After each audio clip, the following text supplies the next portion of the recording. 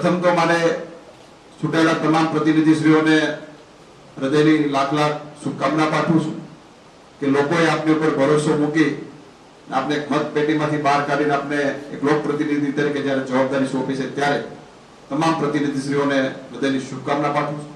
કેન્દ્ર સરકારની કોઈ યોજના હોય, કોઈ રાજ્ય સરકારની કોઈ યોજના હોય, એ યોજનાની અમલવારી એ જિલ્લા પંચાયત અને તાલુકા પંચાયત થકી થતી હોય છે.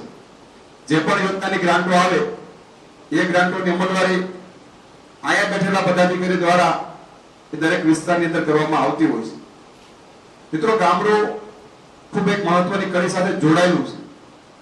જો ગામડા મજબૂત હશે, ગામડા વિકસિત હશે તો જિલ્લો વિકસિત થશે, જિલ્લો વિકસિત હશે તો રાજ્ય વિકસિત થશે, અને રાજ્ય વિકસિત હશે તો ઓટોમેટિક દેશ વિકસિત બનવાનો છે.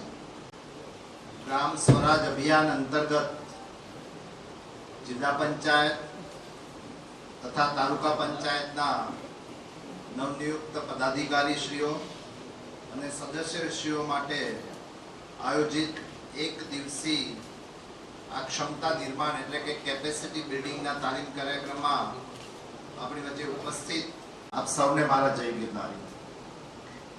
સર્વપ્રથમ તો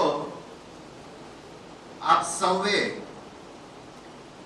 આજે ચૂંટણીમાં વિજય પ્રાપ્ત કર્યો એ આપનું લોક વિશ્વાસનું એક માપદંડ છે. ત્યારે આપ સૌએ એ હાસિલ કર્યો એ બદલ આપ સૌને હું ખૂબ ખૂબ હાર્દિક અભિનંદન આપું છું.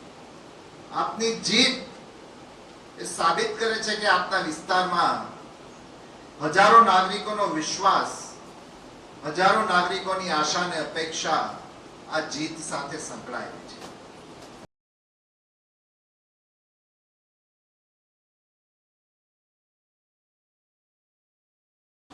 ચાલો આજે આપણે સૌ સાથે મળી અને એક સંકલ્પ કરીએ કે અમે વિકાસને લોકસેવાનું સાધન બનાવીશું.